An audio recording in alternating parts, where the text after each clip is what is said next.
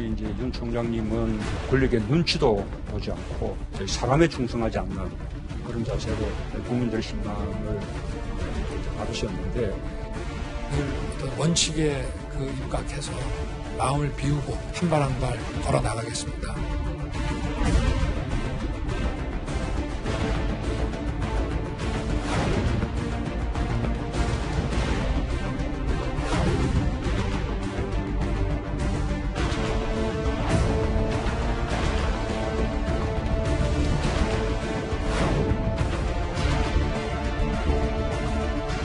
이 선거 과정에 개입한 사람의 최종 지시자가 누구일지는 자명하게 드러납니다.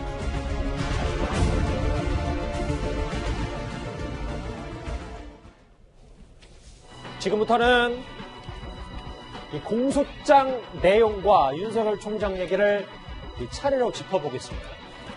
추미애 장관이 공개를 막았던 청와대 선거 개입 공소장 전문이 결국 동아일보를 통해 공개가 됐습니다. 국민들의 알 권리 차원에서 전문을 인터넷인 동아닷컴에 게재하기도 했는데요. 오늘 차분히 이 공소장을 읽어보신 분들도 많으시겠지만 해당 공소장에는 이 대통령이라는 단어가 무려 31차례나 등장해서 사실상 윤석열 검찰의 수사 방향이 문재인 대통령을 향하고 있는 것 아니냐라는 분석이 나오고 있습니다. 우리 이제 윤 총장님은 이 권력형 비리에 대해서 권력의 눈치도 보지 않고 사람에 충성하지 않는 그런 자세로 아주 엄정하게 이렇게 처리해서 국민들의 신망을 이렇게 이제 받으셨는데 늘 어떤 원칙에 입각해서 마음을 비우고 한 발 한 발 걸어 나가겠습니다. 결국 오늘 공소장 전문이 다 공개가 됐어요, 이현정 의원님. 네.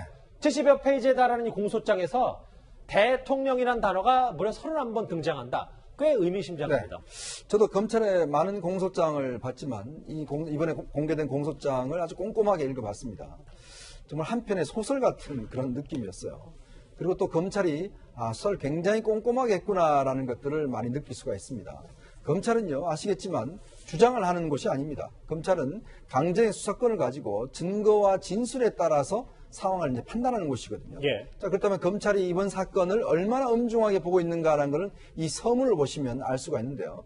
왜냐하면 사실 우리가 검찰이 왜 이 사건을 그렇게 어떤 면에서 보면 정말 수사를 했는가, 그 목적이 있습니다. 그건 뭐냐면 결국 우리가 민주주의 사회에서 정치 권력은 어디서 나옵니까?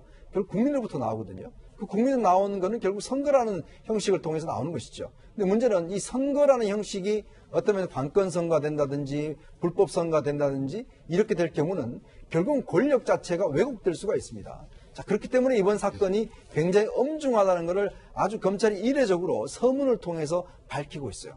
그리고 사안마다 청와대, 특히 청와대의 어떤 대통령 참모들이 이 사건에 어떻게 개입했고 어떻게 됐는지를 굉장히 구체적으로 서술하고 있습니다. 자, 그러면서 본다면 저는 이걸 보면 느끼는 감정은 뭐냐면 추미애 장관이 왜 저렇게 공개 안 하려고 했던가, 그 이유를 이걸 읽어보시면 아마 아실 겁니다. 물론 이 공소장은 검찰의 시각입니다. 이걸 좀 유념하면서 받아들이긴 해야 될 텐데, 정 변호사님. 네.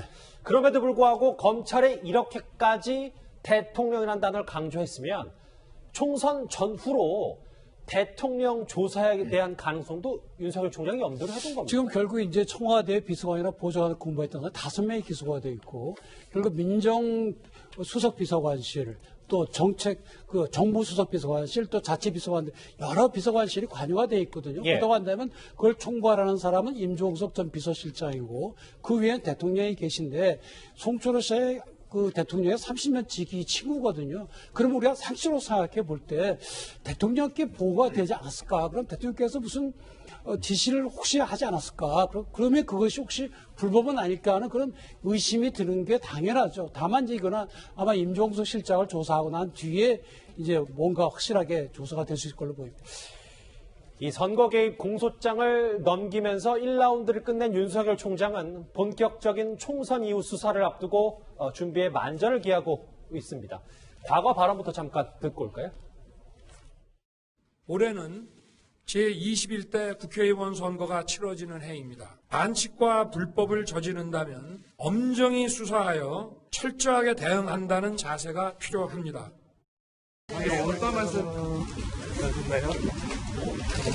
총장님 어떤 말씀 나오셨는지. 아니 좀 이따 제가 여기 늦어서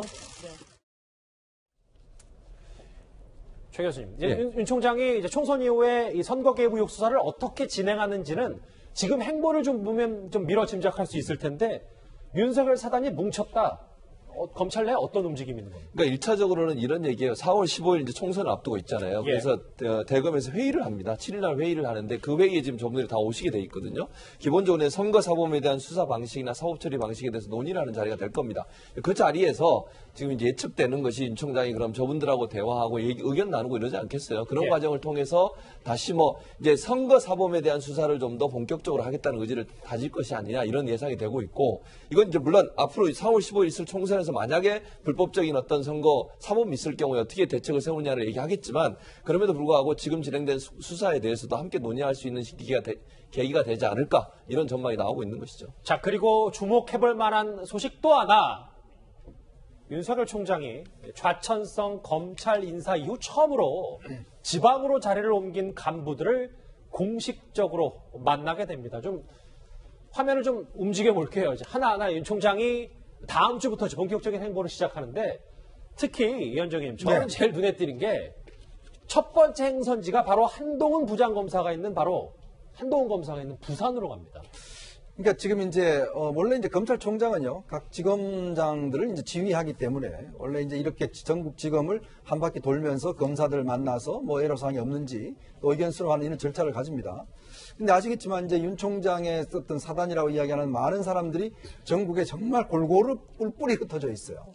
자, 더군다나 거기 어떤 면에서 보면 윤 총장의 가장 어떤 측근이라고 했던 대검 반부패 부장을 했던 한동훈 지금 차장이 사실 지금 이제 부산 고검으로 내려가 있습니다. 네. 자, 그렇다 보니까 윤 총장 입장에서 보면 사실 이 수사는 거의 다 한동훈 지금 차장이 다 지휘를 한 거거든요. 실질적으로. 뭐 제갈량이라고 이야기할 정도로 윤 총장한테는 굉장히 오른팔 역할을 하고 있는 것인데 그러니까 윤 총장이 어떤 면에서 보면 이제 지방을 돌아다니면서 검사들 격리하는 어떤 그런 상황이 될 겁니다. 아마 윤 총장 입장에서는 그동안 추미애 법무장관과의 갈등 속에서 굉장히 어려움이 있을 텐데 한편으로 그걸 좀 다시 다잡는 계기가 되지 않을까. 더군다나 또 윤 총장은 이 선거 범죄를 굉장히 지금 그동안 수차례 강조를 해왔어요. 맞아요. 그러니까 그동안 취임사 뭐 등등을 통해서 선거 범죄에 대해 굉장히 엄단하겠다는 생각을 많이 하고 있습니다.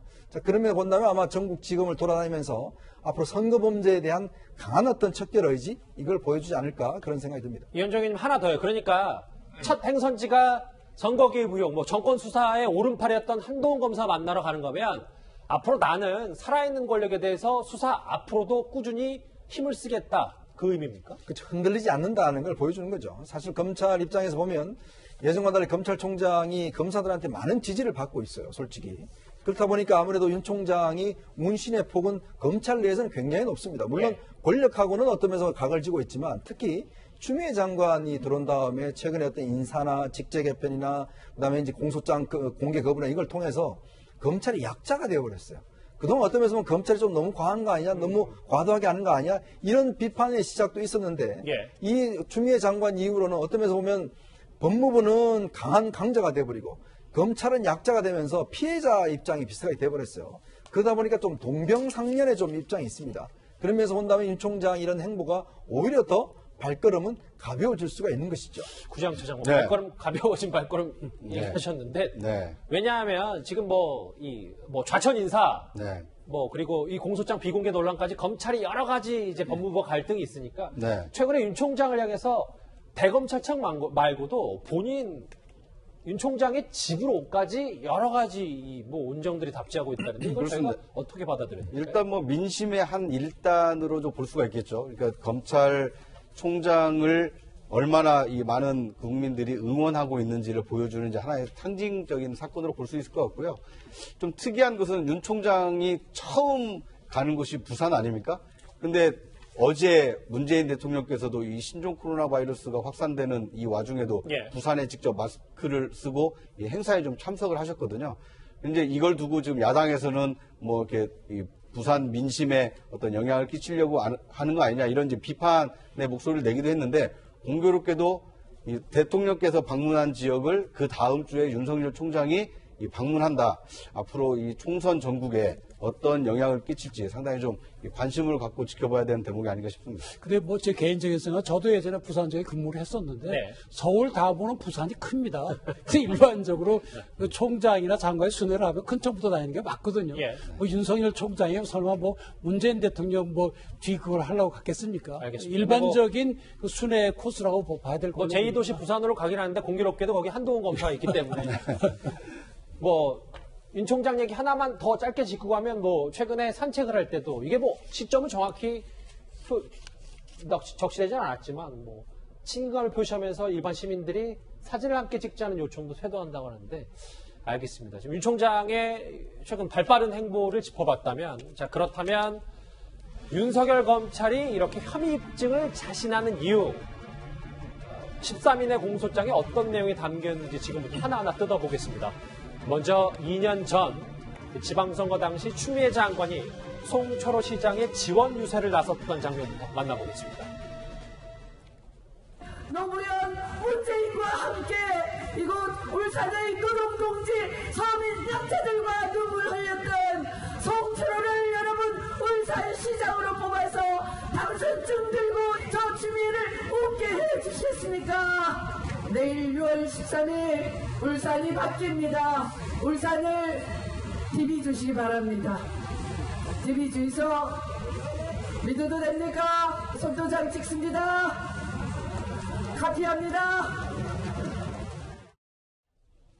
추 장관이 과거에 이제 경상도 사투리를 쓰면서 송철호 시장 지원 유세 나왔던 화면 같이 만나보겠습니다. 이현정 의원님. 네. 이제 그러면 공소장을 좀 더 차분히 뜯어볼게요. 왜냐면 저희가 뉴스탑10이 3일간에 걸쳐서 꽤 인물 중심으로 하나하나씩 뜯어봤었는데 저는 좀 이 부분을 좀 주목해야 된다고 생각해요. 결국은 현직 대통령에 대한 높은 지지를 활용하거나 지역 내 적폐 청산 등 새로운 선거 전략 수립이 필요한 상황이었다. 공소장에 상당히 구체적으로 좀 이런 내용, 송철호 시장과 대통령의 관계에 대해서 적시가 돼 있거든요. 그러니까 이제 어떤 그 정적으로 분석을 하냐면 그러니까 지난 20대 총선에서는 일단 민주당이 간신히 일당을 했지 않습니까? 근데 이제 지방선거를 통해서 지방 권력을 이제 교체를 해야 되는 거예요. 지방 권력을 교체하는 가장 중요한 지역이 뭐냐면 바로 PK 지역입니다. 즉 부울경 지역에서의 어떤 이 권력을 교체하는 것인데 당시에 선거 판세를 보면 부산과 경남은 그나마 해볼 만한데 울산은 도통 이게 지지도가 나오지가 않는 겁니다. 자, 그런 상황이 되다 보니까 울산 지역에 대한 어떤 선거를 하기 위해서는 결국 이제 어떤 정권 차원에서 뭔가 필요하다라는 인식이 있었고 거기에 송철호 후보가 나서게 되면서 그러면 어떻게 선거 운동을 짜야 될 것인가? 그러면 상대방을 좀 적폐로 몰아가야 된다. 이런 이제 인식이 있는 거예요. 즉 상대방을 적폐로 몰려면 상대방이 비리를 무조건 어떤 면에서 가지고 폭로를 하고 검찰 수사하는 모습을 보여주면 상대방이 적폐로 몰고 그에 대한 반대의 어떤 이미지로 송철호 후보를 띄울 수가 있을 것이다. 더구나 송철호 후보 같은 경우는 즉 대통령과 30년 지기이기 때문에 청와대가 적극적으로 도와줄 것이다. 라고 하는 것이 당시 송철호 후보 캠프 측의 전략이었어요. 이제 그러다 보니까 결국은 이 송철호 후보 측에서는 그러면 하명 수사를 통해서 그다음 비리를 모아서 이걸 경찰에 수사를 시키고 그다음에 그 청와대의 하명 수사를 통해서 뭔가 경찰이 좀 더 적극적으로 움직일 수 있도록 하는 전략. 그다음에 이제 송철호 시장의 어떤 30년 지기를 통해서 청와대 비서들을 움직여서 공약에 도움을 받는 전략. 이런 전략 하에서 구체적인 선거운동을 했다라는 것이 이제 검찰의 시각입니다. 정 변호사님, 공소장에 따르면 이 선거개혁 의혹의 시작은 송철호 시장이 당시 황운하 청장 만나서 수사 청탁한 거다. 그게 발단이라고 보고 있잖아요. 그렇습니다. 그런데 좀 더 공소장 내용을 들어가 보니까 황운하 당시 울산경찰청장이 이 수사 하명을 내리면서 시장과 국회의원 등 친척 비리 사정 활동을 강화하라. 특히 하명 사건 수사를 열심히 해라. 라고 압박했다는 겁니다. 그러니까 당시에 황운하 청장이 그냥 일반적인 수사 지휘를 한 것이 아니라 구체적으로 했거든요. 예를 들어서 갑자기 지능범죄수사 대장하고 팀장들 다 불러갖고 왜 이렇게 제대로 못하느냐 이렇게 지시를 하고 친척이 없다고 바꿔치기도 했고요. 부당하게 인사이동도 시키고 또 전 지능범죄수사대가 다 거기 총력을 기울여라. 또 일주일 단위로 보고를 해라. 뭐 이런 식으로 구체적으로 지시를 했어요. 그렇다고 한다면 그게 일반적으로 그 경찰청장이 하는 일은 아니거든요. 그런 점에서 볼 때 황운하 청장이 청와대 하명 수사임을 직접 그 본인이 느끼고 앞장서 한 것이 아닌가 그런 점에서 선거법 위반이 있다고 보는 거죠. 최 교수님, 그러니까 검찰의 시각은 결국 이 황운하 청장도 수사 결론 이미 내려놓고 진행한 거다 이렇게 보고 있는 것 같아요. 검찰은 그렇게 보는 것 같아요. 그러니까 검찰의 공소장을 보면 예. 검찰은 그렇게 보고 지금 기소를 한 것 같고 황운하 청장은 그게 아니라고 지금 주장을 하고 있는 거잖아요. 그러니까 지금 검찰의 공소장에 나온 내용을 보면 뭐 청와대 하명 사건이라는 표현을 썼다고 하는데 그걸 썼는지 안 썼는지는 이제 본인의 주장은 또 다르니까 예. 이 부분은 법원에 가서 이제 재판 과정에서 밝혀질 거라고 봅니다. 그러니까 공소장의 내용으로만 보면 검찰은 황운하 청장이 그렇게 했다라고 보고 있는 것이고 다만 황운하 청장은 지금까지 일관되게 본인은 개입한 적도 없고 하명 수사를 한 적이 없다라고 주장을 하고 있어서 재판 과정에서 이 시시비비가 가려져야 될 걸로 봅니다. 구정처장. 네. 근데 전 공소장에 쭉 읽어봤더니 여론조사도 이제 검찰이 적시를 해놨는데 그러니까요. 그러니까 얼마나 수사 김기현 전 시장에 대해서 압박을 했는지 네. 압수색 후에 여론조사가 뒤집히는 결과가 나타났다. 네. 이 부분을 이렇게 공소장에 강조를 또 했습니다. 그렇습니다. 그러니까 이 시장 선거를 앞두고 경선을 통과한 후보자의 그러니까 현직 시장을 압수수색한 것이 어떻게 민심에 영향을 끼쳤는지를 이제 보여주는 하나의 지표로서 여론조사 결과를 제시를 했는데요. 예. 그러니까 2월까지만 하더라도 이제 한국갤럽조사에서는 이 더블 스코어 차이로 송철호 후보가 상당히 뒤져 있었는데 3월에 경찰의 압수수색이 있은 이후에 그 실시된 4월 조사는 오히려 송철호 시장 후보가 앞선 것으로 나타났다. 그러니까 경찰의 압수수색이 민심이 뒤바뀌는 어떤 결정적인 역할을 했다. 그런데 그 경찰의 압수수색을 청와대가 하명한 것 아니냐.